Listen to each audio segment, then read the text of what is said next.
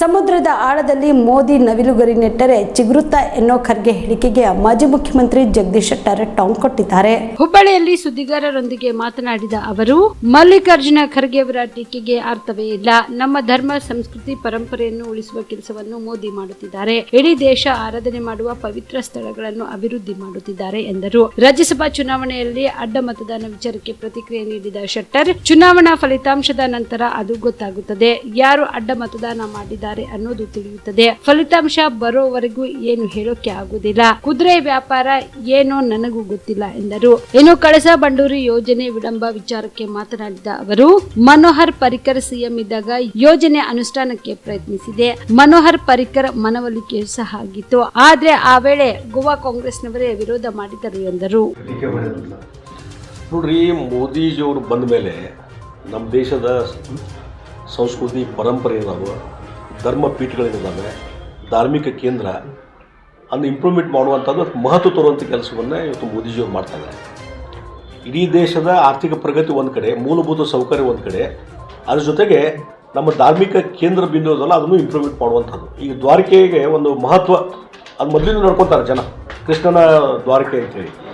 ಹೀಗಾಗಿ ಅದರ ಬಗ್ಗೆ ಒಂದು ಮಹತ್ವ ತರುವ ಸಲುವಾಗಿ ಒಂದಿಷ್ಟು ಅವ್ರ ಕೆಲಸ ಕಾರ್ಯಗಳನ್ನು ಮಾಡಿದರೆ, ಅದಕ್ಕೆ ಹೈಲೈಟ್ ಮಾಡಿದರೆ ಅದನ್ನು ಸಹಿತ ಸಹಿಸಿಕೊಳ್ಳಿಕ್ಕೆ ಇವ್ರಿಗಿಂತ ಆಗ್ತಾಯಿಲ್ಲ. ಖರ್ಗೆ ಅವರಿಗೆ, ಕಾಂಗ್ರೆಸ್ ಅವರಿಗೆ ಆಗ್ತಾಯಿಲ್ಲ. ಹೀಗಾಗಿ ಅಂಥ ವಿಚಾರಗಳ ಬಗ್ಗೆಯೂ ಸಹಿತ ಇವತ್ತು ರಾಷ್ಟ್ರೀಯ ಕಾಂಗ್ರೆಸ್ ಅಧ್ಯಕ್ಷರಾದ ಖರ್ಗೆಜಿಯವರು ಟೀಕೆ ಮಾಡೋದಂತಂದರೆ ಅದು ಅವರ ಸಣ್ಣತನ ತೋರಿಸೋದು ಹೊರತು ಮೋದಿಯವರಿಗೆ ಅದರಿಂದ ಇಫೆಕ್ಟ್ ಆಗೋಲ್ಲ. ಮತ್ತು ಮೋದಿಜಿಯವರ ಪಾಪ್ಯುಲಾರಿಟಿ ದಿನ ದಿನ ಹೆಚ್ಚಾಗ್ತಾಯಿದೆ ಮತ್ತು ದೇಶದಲ್ಲಿರತಕ್ಕಂಥ ಧಾರ್ಮಿಕ ಕೇಂದ್ರಗಳ ಮಹತ್ವವೂ ಜಾಸ್ತಿ ಆಗ್ತಾಯಿದೆ. ಈ ಟೀಕೆಯಿಂದ ಕಾಂಗ್ರೆಸ್ಸೇ ನಷ್ಟ ಆಗ್ತದೆ ಹೊರತು ಮೋದಿಜಿಯವರಾಗಲಿ BJPಗೆ ಏನೂ ನಷ್ಟ ಆಗೋದಿಲ್ಲ.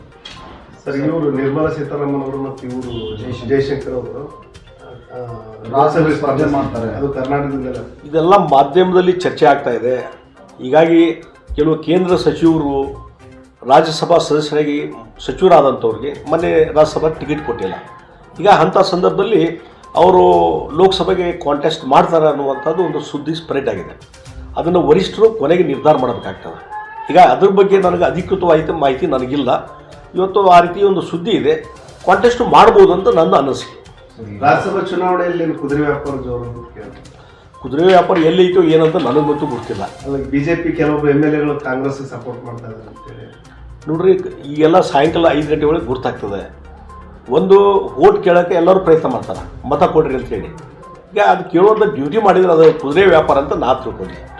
ಸರ್, ಈಗ ಒಂದು ಆಮೇಲೆ ಮಹದಾಯಿ, ಕಳಸಾ ಬಂಡೂರಿ ಮಹದಾಯಿ ವಿಚಾರದಲ್ಲಿ ರಾಜ್ಯ ಮತ್ತು ಕೇಂದ್ರ ಸರ್ಕಾರದ ನಡುವೆ ಒಬ್ಬರ ಮೇಲೆ ಒಬ್ಬರು ಪರಸ್ಪರ ಆರೋಪ ಪ್ರತ್ಯಾರೋಪ ಮಾಡ್ಕೊಂಡಿದ್ದಾರೆ. ಯೋಜನೆ ವಿಳಂಬ ಆಗ್ತದೆ ಅಂತ ರೈತರ ಆಕ್ರೋಶ. ಅದಕ್ಕೆ ಮೊದಲಿಂದ ನನ್ನೊಂದು ಕಳಕಳಿ ಇದೆ.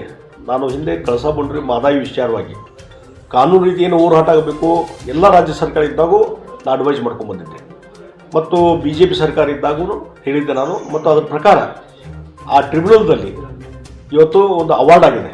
ಎಲ್ಲಿವರೆಗೆ ಗೋವಾ ಸರ್ಕಾರ ಹೇಳ್ತದಂದರೆ, ಈ ಒಂದು ಮಹದಾಯಿ ವಿಚಾರವಾಗಿ, ಕಳಸಾ ಬಂಡೂರಿ ವಿಚಾರವಾಗಿ ಒಂದು ಹನಿ ನೀರು ಕೊಡ್ಲಿಕ್ಕೆ ಆಗೋದಿಲ್ಲ, ಕರ್ನಾಟಕಕ್ಕೆ ಒಂದು ಹನಿ ನೀರಿನ ಪಾಲೂ ಇಲ್ಲ ಅಂತ ಹೇಳ್ತಿದ್ರು. ಆದರೆ ಇವತ್ತು ಎನ್ಕ್ವೈರಿ ಆಗಿ, ಆರ್ಗ್ಯುಮೆಂಟ್ ಆಗಿ, ಲೀಗಲ್ ಫೈಟ್ ಆದಮೇಲೆ ಇವತ್ತು ಅದರಲ್ಲಿ ಸಹಿತ ಕರ್ನಾಟಕಕ್ಕೆ ಹಕ್ಕಿದೆ ಅನ್ನುವಂಥದ್ದು ನಿರ್ಧಾರ ಆಗಿದೆ. ಟ್ರಿಬ್ಯುನಲ್ ಅವಾರ್ಡ್ ಆಗಿದೆ. ಆ ಹಿನ್ನೆಲೆಯಲ್ಲಿ ಇವತ್ತು ಆ ಹಕ್ಕನ್ನು ಪಡ್ಕೊಳ್ಳುವಂಥ ಪ್ರಯತ್ನ ನಡೆದಿದೆ. ಆ ಹಿನ್ನೆಲೆಯಲ್ಲಿ ಅದಕ್ಕೆ ಇನ್ನೂ ಹೆಚ್ಚಿನ ರೀತಿ ಪ್ರಯತ್ನ ಆಗಬೇಕು ಅನ್ನುವಂಥದ್ದು ನಂದು ಕಳಕಳಿ ವಿನಂತಿ ಇದೆ. ಡಿಲೇ ಆಗಬಾರ್ದು. ಇವತ್ತು ಯಾವುದೇ ಇಲಾಖೆಗಳಿಂದ ಏನೊಂದು ಸಿಗ್ನಲ್ ಸಿಗಬೇಕು, ಕ್ಲಿಯರೆನ್ಸ್ ಸಿಗಬೇಕು, ಅದು ಆಗಬೇಕು ಅನ್ನುವಂಥದ್ದು. ಮತ್ತು ಇದಕ್ಕಿಂತ ಹೆಚ್ಚು ನಾನು ಹೇಳುವಂಥದ್ದು, ಒಂದು ಕಾನ್ಷಿಯಸ್ ಕ್ರಿಯೇಟ್ ಆಗಬೇಕು. ಎರಡೂ ರಾಜ್ಯಗಳ ನಡುವೆ ಒಂದು ಕಾನ್ಷಿಯಸ್ ಕ್ರಿಯೇಟ್ ಆಗಬೇಕು. ಯಾಕಂದ್ರೆ ಅವಾರ್ಡ್ ಆಗಿದೆ, ಎಲ್ಲ ಆಗಿದೆ. ಸ್ವಲ್ಪ ಕುಂತು ಮಾತನಾಡಿ ಅದರಲ್ಲಿ ಕಾಂಗ್ರೆಸ್ ಅವರು ಅಡ್ವೈಸ್ ಮಾಡುವಂಥದ್ದು. ನಾನು ಹಿಂದೂ ಹೇಳ್ತಾ ಇದ್ದೆ. ನಾನು ಹಿಂದೆ ಮನೋಹರ್ ಪರಿಕರ್ ಅವರು ಮುಖ್ಯಮಂತ್ರಿ ಇದ್ದಂಥ ಸಂದರ್ಭದಲ್ಲಿ ಸಾಕಷ್ಟು ಸಲ ಅವರಿಗೆ ನೇರವಾಗಿ ನಂದು ವೈಯಕ್ತಿಕವಾದಂಥ ಸಂಬಂಧ ಮತ್ತು ಸಂಪರ್ಕ ಇತ್ತು. ಆ ಸಂದರ್ಭದಲ್ಲಿ ಅವ್ರಿಗೆ ಹೇಳ್ತಾ ಇದ್ದೆ, ನೋಡಿರಿ, ಹುಬ್ಳಿ ದಾಡು ಕುಡಿ ನೀರಿಂದಿದೆ, ಆ ಹಿನ್ನೆಲೆಯಲ್ಲಿ ಇದಕ್ಕೆ ನೀವು ಒಪ್ಪಿಗೆ ಕೊಡಬೇಕು. ಇನ್ನೂ ಅವಾರ್ಡ್ ಆಗೋ ಮುಂಚೆ ಹೇಳ್ತಾ ಇದ್ದೆ ನಾನು. ಅವಾಗ ಅವ್ರು ಹೇಳ್ತಿದ್ರು, ಇಲ್ಲ, ಕುಡಿ ನೀರಿನ ಸಲುವಾಗಿ ಇದ್ದರೆ ನಂದು ಏನು ತಕರಾರಿಲ್ಲ ಅನ್ನುವಂಥ ಮಾತು ಅವರು ಪದೇ ಪದೇ ಹೇಳ್ತಾ ಇದ್ರು.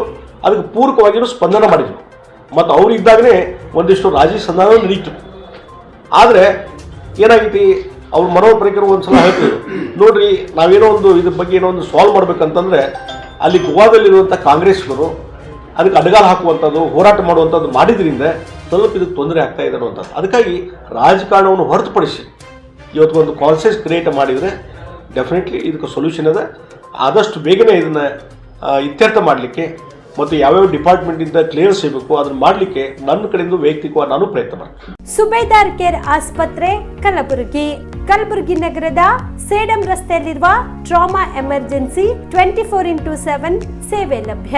ಅನುಭವಿ ವೈದ್ಯರ ತಂಡದೊಂದಿಗೆ gynaecology, general surgery, general medicine, paediatric, orthopaedic, ENT, laparoscopy surgery, paediatric surgery, neuro surgery, urology, plastic surgery, cardiology, neurology, gastrology, oral and maxillofacial surgery, arthroscopy, keyhole surgery of joint ಸೇರಿದಂತೆ ಟ್ರಾಮಾ, NICU, ICU, ಒಬ್ಯಾರಿಕ್ ICU ಸೌಲಭ್ಯದೊಂದಿಗೆ ಚಿಕಿತ್ಸೆ ನೀಡಲಾಗುವುದು.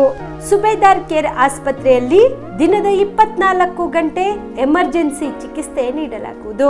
ಹೆಚ್ಚಿನ ಮಾಹಿತಿಗಾಗಿ ಸಂಪರ್ಕಿಸಿ ಸುಬೇದಾರ್ care ಆಸ್ಪತ್ರೆ, income tax office ಎದುರುಗಡೆಗೆ, Sedam ರಸ್ತೆ, ಕಲಬುರಗಿ. Mobile number 9483517777.